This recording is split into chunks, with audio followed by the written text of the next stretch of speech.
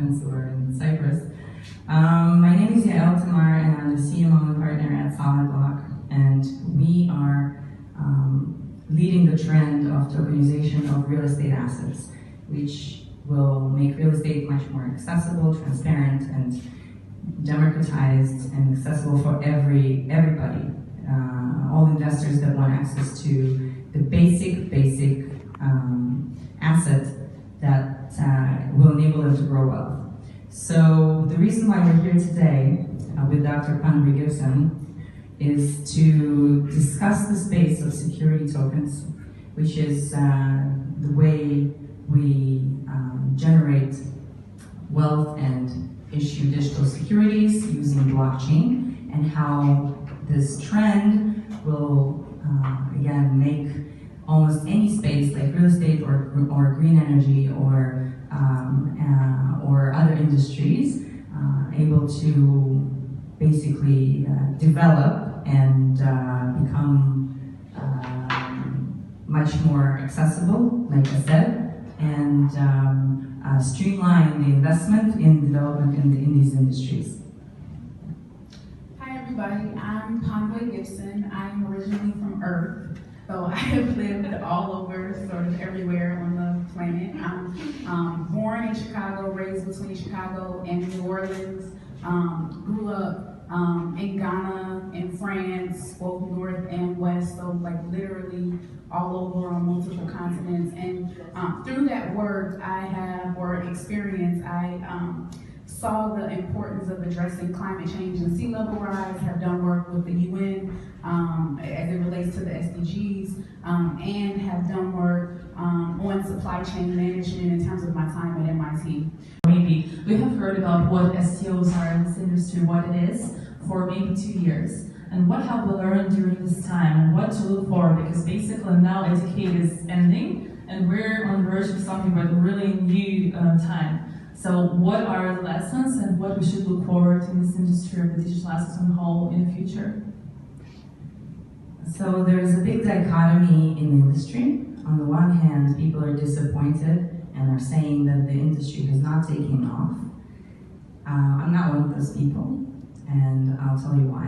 What we're doing right now is comparing this first year, 2019, where we've seen over $2 billion of tokenized securities, mainly in real estate, but some equity and some green energy projects.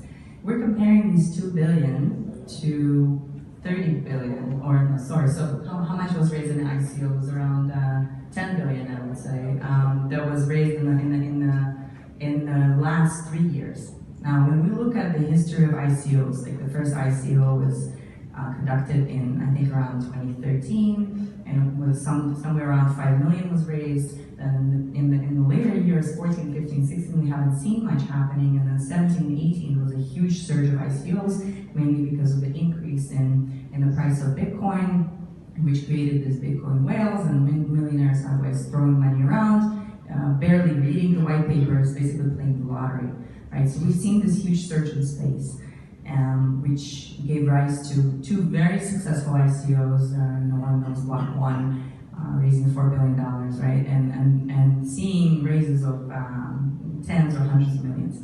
Now, when we look at the space of the STO, it's really modest, right? We're looking at maybe 20 global projects that we're really worthy talking about, tokenized funds, mainly $500 million raised in the Gulf, mainly in the UAE and Dubai, $500 million, and around 1.5 to 2 billion elsewhere. So it looks fairly modest, but I'm seeing this as a success, because as opposed to the ICO market, there are a lot of hurdles in regulation, there are a lot of hurdles in lack of understanding of how to do an STO, what needs to be done, and which supplier you should use for a tokenization platform, for legal and for regulation, marketing, and so on and so forth. So I see it as a success that there actually are companies doing STOs at the moment. And what I expect to see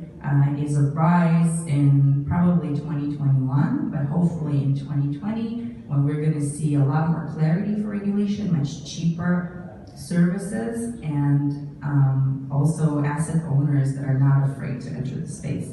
Institutional investors putting money in will definitely help fuel the industry. So we need to provide them with all the regular tools that the real estate investors like JP Morgans of this world are familiar with, and the analysts in those institutions will be able to understand and make conclusions, right? So there is a potential for liquidity in the future. If you get your foot in the door today, you're gonna be way ahead of the game when we do have liquidity.